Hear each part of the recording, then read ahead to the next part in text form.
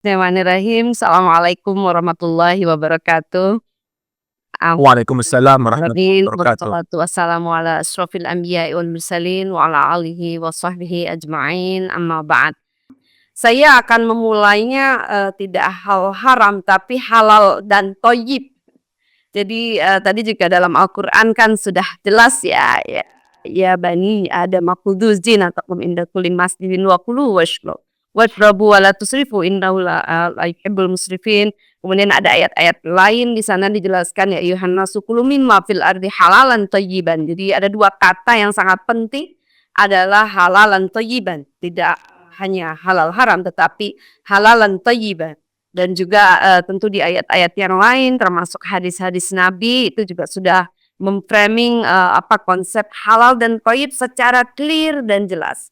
Jadi konsep halal dan thayyib ini betul-betul dari Al-Qur'an secara clear. Allah memang, memberikan, guideline kepada kita, demikian juga yang ada di dalam, sunnah. Kemudian juga di para ulama agak sedikit, di sini, maaf ini masih berbahasa Inggris.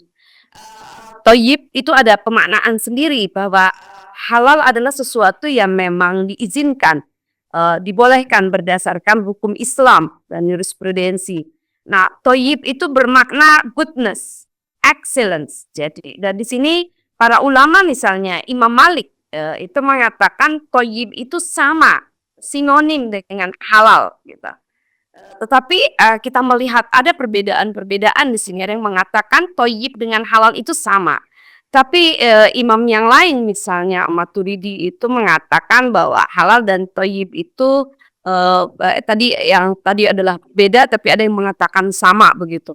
Kemudian Imam Syafi'i di sini juga mengatakan bahwa, halal dan thayyib itu tidak sama, tidak sinonim gitu. Dan, dari banyak para tokoh kemudian kita bisa ambil, dari berbagai perspektif pemikiran mereka di sana. Kebanyakan mereka dengan melihat kepada teks Al-Qur'an, Sunnah, dan, interpretasi para pemikir muslim, mengatakan memang ada ada perbedaan gitu loh, distingsi antara halal dan thayyib. Di mana halal itu, thayyib adalah kalau di sini higher level, than halal. Bahwa thayyib itu lebih dari sekedar halal. Kalau halal dan thayyib, kalau udah thayyib udah pasti halal gitu. Jadi, di situ ada perbedaan sehingga kita bisa mengatakan bahwa halal adalah sudah pasti thayyib gitu, thayyib udah pasti halal. Sehingga level thayyib adalah lebih tinggi dari level halal. Sehingga kita berkesimpulan dua-duanya harus tidak boleh dipisah, halalan thayyiban, karena belum tentu ya halal thayyib. Maka, dari definisi ini bahwa, thayyib adalah good, adalah baik. Thayyib adalah health gitu. Jadi halal bukan hanya sekedar, dogma atau doktrin agama, tetapi halal adalah baik, halal adalah good, halal adalah sehat, dan dia harus diikuti dengan thayyib gitu.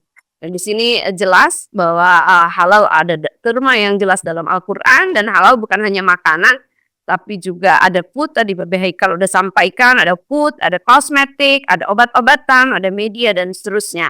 Di sini kita bisa melihat logistik harus halal, termasuk penyembelihan itu juga harus halal, semua aspek kehidupan sehingga kita melihat halal itu adalah meliputi seluruh aspek kehidupan kita. Nah, tadi juga, Gus sudah menjelaskan bahwa hal itu luas, bukan hanya, konsumsi gitu, lebih luas dari itu, bahkan penyembelihan pun harus dipastikan dilakukan dengan, syariah Islam, sehingga halal adalah betul-betul bersumber dari syariah Islam. Demikian juga yang haram itu sudah jelas dalam Al-Qur'an apa-apa yang diharamkan tentu dengan, turunannya, babi dan turunannya, darah dan turunannya begitu dan seterusnya, alkohol dan seterusnya, ini adalah sesuatu yang diharamkan dan jelas dalam Al-Qur'an, pengharamannya sebagaimana di dalam Al-Qur'an surat Al-Maidah ayat 3. Di sini. Nah, maka di sini, yang namanya haram adalah berbagai tipe makanan. Ada yang haram dikonsumsi, ada juga yang proses haram itu karena istiqla. Apa proses? Karena memang prosesnya tidak tepat sehingga dia menyebabkan, haram. Jadi haram ada yang memang haram secara zati haram, ada haram yang karena prosesnya tidak benar sehingga dia jadi haram, gitu. Dan juga haram itu juga termasuk, penyembelihan yang tidak tepat dan tidak tentu saja atas nama Allah, itu jelas juga menjadi haram, konsumsi yang haram. Dan juga di sini haram bermakna juga haram korupsi, haram melakukan riba, haram pencurian, sehingga konsep haram ini variannya bukan cuma makanan gitu, tapi banyak hal-hal yang menyebabkan kemudian ini menjadi haram karena proses dan karena hal-hal yang memang dilarang secara Al-Quran.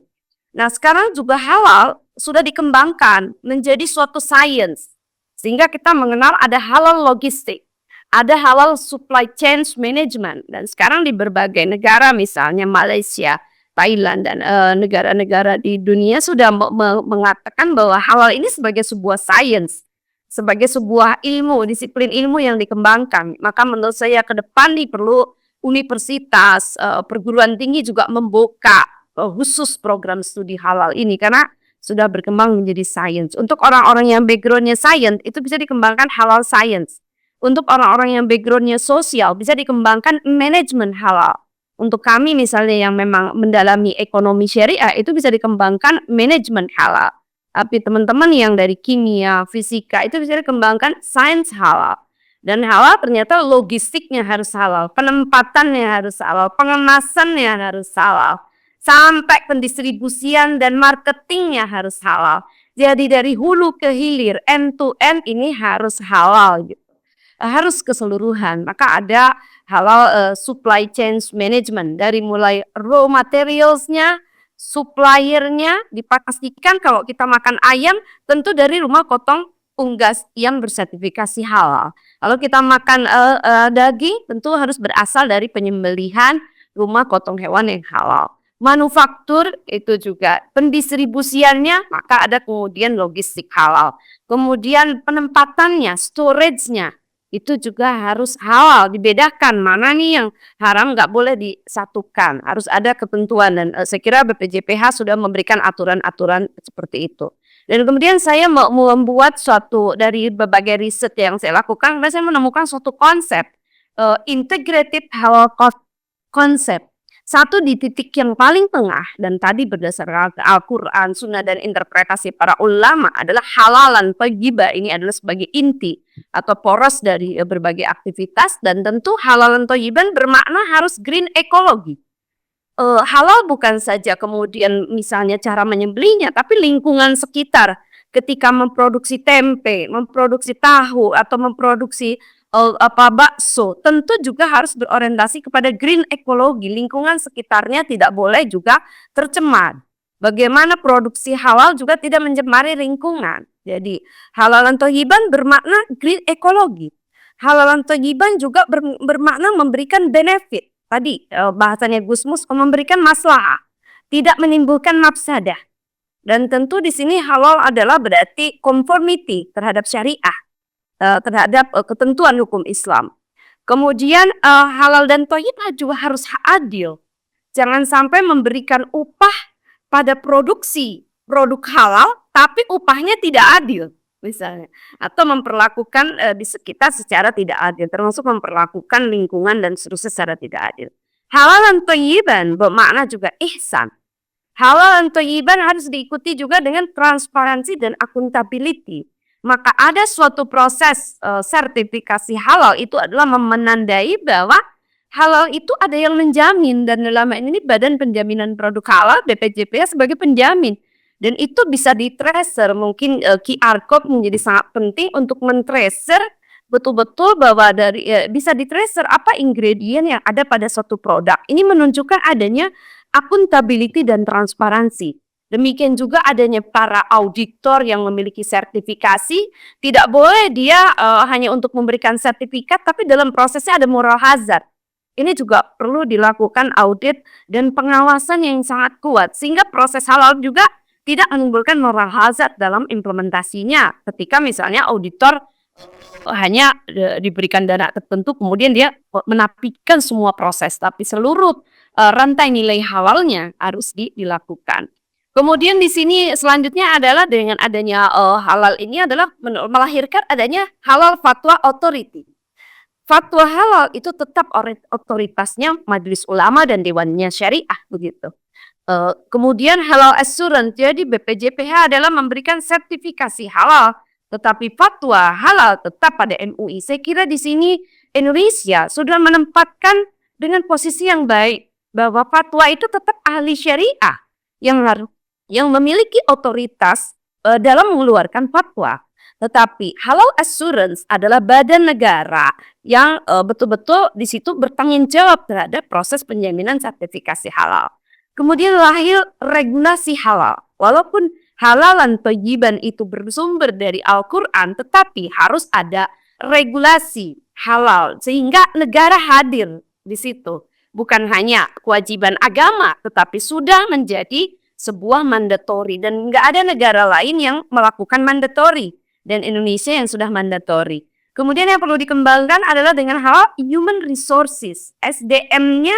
Ini melahirkan tenaga kerja tadi Babe bilang kan ada pendamping yang cuma 150.000, itu para pendamping menimbulkan lapangan kerja baru ya.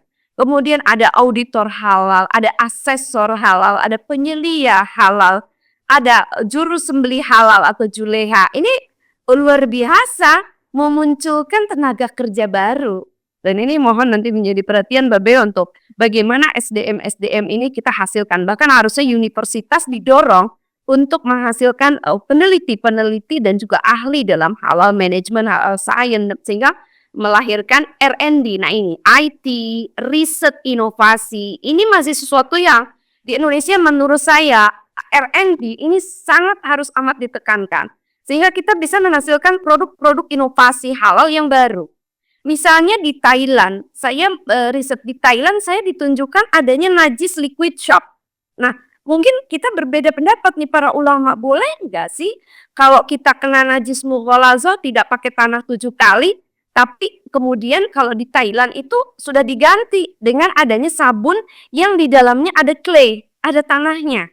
Sehingga dia bisa langsung digunakan untuk mencuci kalau tangan kena najis mughalazo dan fatwanya di sana membolehkan. Nah, bagaimana dengan di Indonesia? Gitu. Jadi disinilah ulama perlu berperan, mana yang boleh, mana tidak boleh, tidak. Nah, apakah riset-riset baru itu juga tetap tidak boleh keluar dari fatwa. Jadi riset mendukung dari ilmu kauniyahnya, ilmu kauliyahnya adalah para ulama. Saya kira itu sinergi yang baik. Dan kemudian yang juga sangat rendah di Indonesia dan perlu terus dilakukan adalah literasi, halal awareness. Jadi pemahaman tentang halal harus komprehensif dan holistik. Kalau tidak, maka mereka akan terjadi penolakan atau masa bodoh atau tidak melihat makan ya udah sama makan ya. Tapi kalau dia punya literasi bahwa halal adalah baik buat kesehatan, halal itu memenuhi seluruh proses yang itu semuanya dipastikan harus halal. Nah, ini literasi tentang di sini mungkin usulan juga untuk BPJPH membuat modul literasi halal dan itu dilakukan secara gencar sehingga ada nanti indeks literasi halal pada masyarakat kita dan itu dari hari ke hari tentu harus lebih baik. Tentu juga infrastruktur. Misalnya saya aktif di Komite Daerah Ekonomi dan Keuangan Syariah daerah Banten. Ternyata Babe, rumah potong hewan bersertifikasi halal di daerah Tangerang, Banten sedikit sekali gitu. Maka kemudian perlu ada fasilitasi dari pemerintah melalui Dinas Pertanian misalnya untuk pelatihan juru sembelih halal dan juga membuat rumah-rumah potong hewan bersertifikasi halal. Itu antara lain infrastruktur yang harus disiapkan. Karena kalau para UKM itu jualan gerobak dan lain-lain, kalau udah hulunya, ayamnya diambil dari rumah unggas bersertifikasi halal atau dagingnya diambil dari rumah potong yang bersertifikasi halal, insya Allah ke belakangnya nggak terlalu susah gitu. Karena di hulunya udah memang betul-betul dari kalau bikin bakso sosis di hulunya adalah diambil dari ayam dan rumah potong sapi yang bersertifikasi halal. Bahkan kalau bisa semua rumah potong hewan dan unggas adalah bersertifikasi halal sehingga kita nggak ragu kalau beli bakso atau kalau beli sosis dan lain-lain. Samping tentu ada memudahkan untuk nanti self declare dan juga analisis tentang sertifikasi halalnya. Dan juga harus risk mitigasi risiko itu harus juga tetap dilakukan. Apakah proses halal telah dilakukan sesuai prosedur? Apakah proses halal ada pengawasan sehingga para auditor atau para pendamping itu tidak melakukan moral hazard sehingga Ataupun misalnya perusahaan tidak melakukan kecurangan ketika belum dilakukan audit kembali. Apalagi sertifikasi halal di Indonesia dalam jangka waktu yang panjang gitu. Untuk hal-hal tertentu mungkin perlu juga nih ada pembatasan deh, karena kalau enggak, misalnya tidak kuat satgasnya, itu ada kemungkinan terjadi perubahan ingredient walaupun sekarang sanksi itu sudah ada juga ya, undang-undang atau pasal tentang sanksi.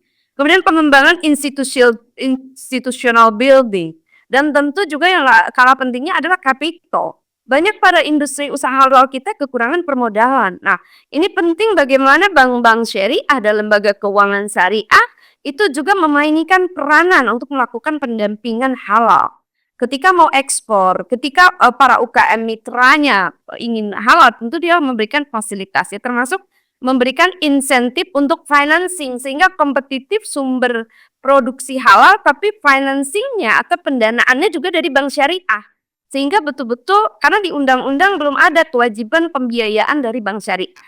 Nah, ini kalau misalnya juga pembiayaannya dari bank syariah itu akan terpenuhilah bahwa industri-industri besar juga mendukung terhadap perkembangan bank syariah. Sehingga nanti lahirlah halal integrity dan melahirkan investasi, melahirkan perdagangan dalam dan luar negeri, melahirkan legal policy, kebijakan, dan bagaimana melahirkan integrated financing. Dalam hal ini adalah lembaga zakat, wakaf, dan juga lembaga keuangan itu integrated financing sama-sama mengembangkan memfasilitasi halal dalam fasilitasi sertifikasinya, pendampingan SDM-nya maupun financing-nya. Sehingga kategori-kategori ada yang mikro, mungkin itu dari lembaga keuangan sosial, tapi untuk medium and large itu wilayahnya perbankan seperti itu.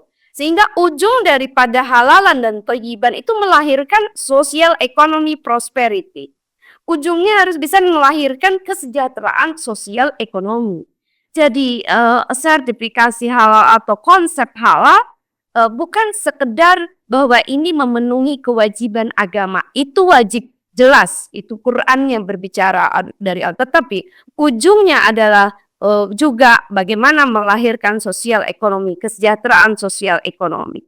Bagaimana sertifikasi halal di Indonesia itu juga berkontribusi bagi pengembangan usaha kecil, mikro, dan menengah sehingga mereka memiliki value added dan memiliki comparative advantage mereka di nasional maupun di internasional. Dan ini kita bergembira ya sudah ada undang-undangnya nomor 33 2014 dan Indonesia yang sebelumnya voluntary tadi menjadi mandatory. Tadi saya kira sudah jelas dan benefit daripada sertifikasi halal bukan semata-mata memenuhi kepentingan di sini kepercayaan muslim, tapi juga memiliki comparative advantage dan menunjukkan quality daripada produk dan menunjukkan adanya reputasi daripada industri kalau dia sudah masuk ke halal dan ini menjadi value added untuk dia positioningnya di level halal global. Dan ini kewajiban-kewajiban ada tahapan-tahapannya dan ini di Indonesia di dunia saat ini posisinya baru nomor 2. Nomor 1 adalah Malaysia, Indonesia nomor 2. Tentu dengan jumlah penduduk Indonesia yang begini banyaknya harusnya kita Indonesia bisa nomor 1 untuk halalnya. Dan ini potensi pasar tadi disampaikan oleh Babe. Dan ini tadi bahwa ternyata berbagai dunia Thailand itu sudah punya visi World Halal Kitchen, bagaimana dia pusat dapur halal dunia. Itu udah visi Thailand. Cina tadi, the highest export of Muslim clothes. Pakaian muslim terbesar ke Timur Tengah justru dari China. Gitu, bukan dari kita. Tamrin City, Tanah Abang gimana mewarnai pasar Middle East, minimal Mekah Madinah yang orang bolak-balik umroh beli baju abayanya kan akhirnya made in China akhirnya karena lebih murah. Nah, bisa nggak sih made in Indonesia masuk ke sana gitu. Demikian juga London udah mendeklar sebagai pusat keuangan Islam di Eropa. Korea ini sudah mengembangkan halal tourism sebagai destinasi. Indonesia banyak banget tempat-tempat tourism yang bisa dikembangkan menjadi halal tourism. Tapi juga kadang-kadang nggak sensitif, halal tourism berarti nanti lautnya harus ya nggak begitu juga. Tapi ada fasilitas namanya extended services, ada fasilitas orang muslim bisa sholat, ada fasilitas orang muslim bisa makan makanan produk halal, kan itu. Gitu di Jepang dan negara lain. Misalnya di Thailand itu sudah ada halal cruise. Saya coba naik gitu ya, saya pengen tahu halal kursnya apa, ternyata di lantai 3 ada khusus halal kurs, rupanya cuma makanannya bersertifikasi halal, karena lantai 1, 2 itu campuran gitu, makanan macam-macam. Ternyata halal kurs itu ya memberikan ruang di mana orang muslim Timur Tengah dan orang-orang Indonesia yang muslim bisa naik menikmati wisata halal kurs, tapi makanan yang tersedia bersertifikasi halal gitu.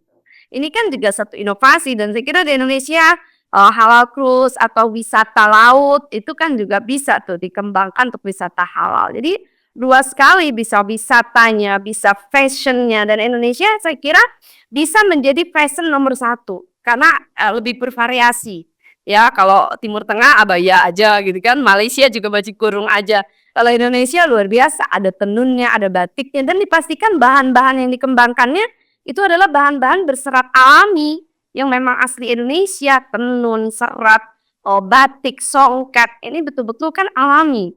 Tinggal dipastikan pewarnaannya. Kenapa sih kok kain harus bersertifikasi halal? Ya karena ada pewarnaan alami yang bukan dari pewarnaan alami, tapi dari pewarnaan yang berbahan dari B2 gitu, dan atau dari bahan-bahan yang tidak dibolehkan, seperti itu. Jadi artinya saat ini halal sudah mendunia dan sudah masuk kepada new economic growth. Jadi sebagai alat untuk pertumbuhan ekonomi baru, dan ini posisinya di dunia, dan di Indonesia ternyata kontribusi halal sampai tahun 2023 baru 25,39% dari PDB nasional. Nah ini PR nih Babe, bagaimana meningkatkan kontribusi industri halal bagi PDB nasional. Kan ujungnya seperti itu. Sehingga kita bisa mengatakan kontribusi usaha syariah, pembiayaan syariah, dan termasuk juga industri halal itu menjadi bagian penting dari ekonomi nasional. Dia bukan sesuatu yang eksklusif, tapi dia menjadi bagian dari kontribusinya menjadi ekonomi nasional. Dan juga kita berharap di Indonesia ini ada badan juga, di samping badan halal, Komite Connect itu mungkin harus dinaikkan menjadi Badan Keuangan Ekonomi dan Keuangan Syariah, sehingga antara Badan Ekonomi dan Keuangan Syariah dengan Badan Halal ini levelnya sama, dan kemudian sama-sama bergerak untuk menjadikan Indonesia pusat halal dunia gitu. Dan ini sedikit saja perbandingan antara Indonesia, kebetulan saya melakukan riset Indonesia, Malaysia, dan Thailand. Misalnya dari aspek framework, regulatory framework di sini, dari aspek peraturan Indonesia mandatory, Malaysia itu masih voluntary loh, Thailand juga masih voluntary gitu. Tetapi kenapa ekspornya lebih besar, baik Thailand maupun Malaysia? Kalau Thailand khusus halal food-nya ya, karena dia memang udah merajai food dunia sehingga masuk ke halal dia cepat sekali. Tapi Malaysia itu menguasai. Jadi gimana ekspor nih produk-produk halal bisa dikuatkan sehingga menjadi pendapatan negara. Kemudian dilihat dari market, masih Indonesia banyakannya domestic market. Kalau yang luar negeri atau ekspornya ini yang masih harus diperkuat. Malaysia sudah domestik dan luar negeri, dan kalau Thailand itu memang orientasinya ekspor gitu. Dan di Thailand kan sudah ada zone halal ya di mall-mall dan beberapa wilayah halal zone gitu. Kemudian kebijakan pemerintah di sini ada luar biasa. Indonesia ada memberikan self declare gratis untuk kelompok yang bahan-bahan yang bukan harus lab ya, UKM yang itu tidak berbahan daging atau unggas, itu bisa dengan hanya self declare. Dan kemudian naik Malaysia, ini yang mungkin kita perlu perkuat, provide financial assistance. Jadi ada memang asisten, dalam hal ini bank-bank syariah mendampingi untuk proses sertifikasi halal bisnis. Jadi bukan hanya, kalau di Malaysia itu kan Jakim ya, bukan hanya Jakim tapi juga dari bank-bank syariah itu menyiapkan, mendampingi, memberikan fasilitasi bagi para pelaku bisnis ini untuk ekspor dan untuk punya sertifikasi halal gitu. Tentu bank syariah harus membiayai hanya produk halal, tapi masalahnya kan banyak juga produk halal yang belum punya sertifikasi halal. Demikian juga di Thailand itu ada Islamic Bank of Thailand, itu juga memberikan fasilitasi pembiayaan dan pendampingan untuk ekspor halal. Nah di sini juga ada standar, masing-masing punya halal product assurance, di Indonesia khas, kemudian di standar-standar halal. Dan di dunia ada SMIIC. Nah mungkin juga perlu ada bagaimana standarisasi halal Indonesia itu yang harus diperkuat, direkognisi oleh berbagai negara bahwa sertifikasi halal Indonesia ini dapat diakui di berbagai negara lain. Tentu sudah ada dari BPJPH berbagai MOU dan kerjasama dengan berbagai negara, tetapi tentu harus ditambah lagi, terutama negara-negara OKI.